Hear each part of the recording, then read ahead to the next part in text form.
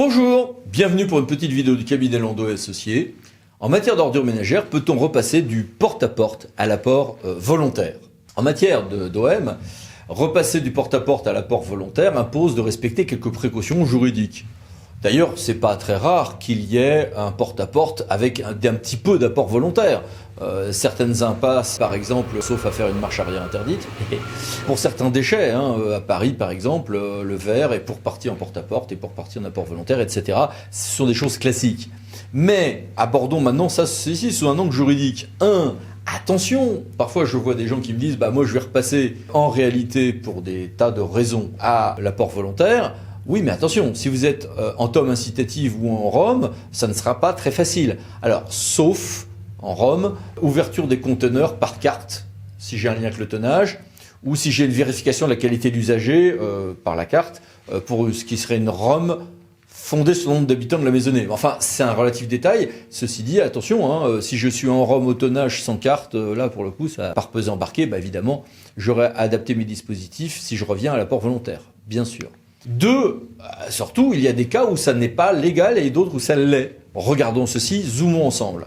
Et regardons notamment le décret 2016-288, dont les dispositions se retrouvent maintenant aux articles R 22, 24, 23 et suivants du Code général des collectivités territoriales. Zoomons sur ce texte. Dans les zones agglomérées de plus de 2000 habitants permanents, il faut des OMR, donc ordures ménagères résiduelles, collectées au moins une fois par semaine en porte-à-porte. Et puis dans les autres zones, une fois toutes les 2 semaines, en porte-à-porte. Et puis pour des zones touristiques, d'autres règles encore. Donc ça semble, vu comme ça, le porte-à-porte semble obligatoire avec des délais, avec des fréquences minimales. Oui, mais il faut regarder un peu après. Le grand 4 de ce même article permet l'apport volontaire dans les zones où a été mis en place une collecte des ordures ménagères résiduelles par rapport volontaire, dès lors que cette collecte offre un niveau de protection de la salubrité publique et de l'environnement, ainsi qu'un niveau de qualité de service à la personne équivalent à ceux du porte-à-porte.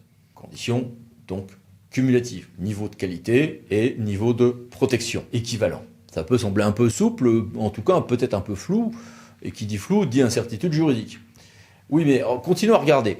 J'ai l'article R22, 24, 25.1 de ce même code sur les biodéchets qui nous dit que les obligations relatives aux fréquences et modalités de collecte que l'on vient de voir précédemment ne s'appliquent pas si j'ai des biodéchets qui font l'objet d'une collecte séparée ou d'un tri à la source permettant de traiter une quantité de biodéchets équivalente à ce que l'on aurait fait en collecte séparée.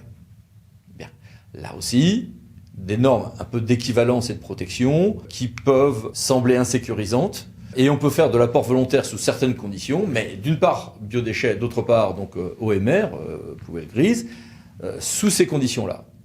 On pourrait se dire, mais est-ce que du coup, quand je reprends tout ça, est-ce que ça ne veut pas dire que j'aurais quand même une obligation d'un peu de porte-à-porte pour les bacs destinés au recyclage?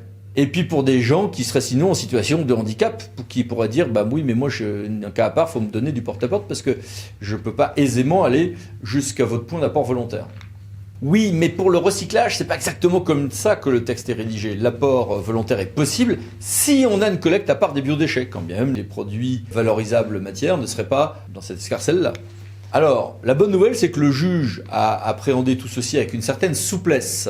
Le théâtre Grenoble, 19 décembre 2019, par exemple, a admis et a rejeté les arguments en matière, par exemple, de handicap ou de recyclage. Voici des extraits de cette décision. N'hésitez pas à mettre sur pause. Autre décision, CA de Versailles, 23 janvier 2020. Également, là encore, validation du retour au porte-à-porte en dépit des arguments que je viens d'évoquer.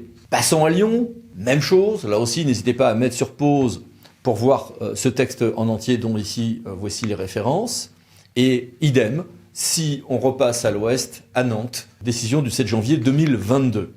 Les services de l'État, si vous avez un débat avec la préfecture, voici par exemple une réponse ministérielle à une question écrite parlementaire qui va également dans le même sens.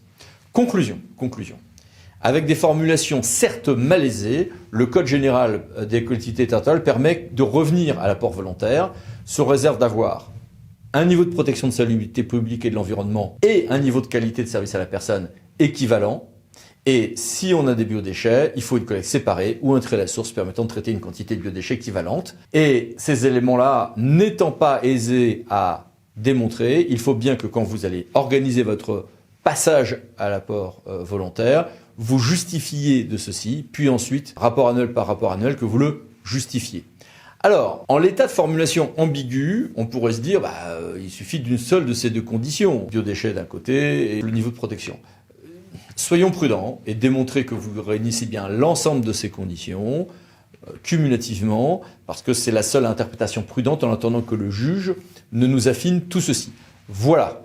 Bon courage, à bientôt pour d'autres vidéos Cabinet Landau Associés. Pensez à vous abonner. Merci, au revoir.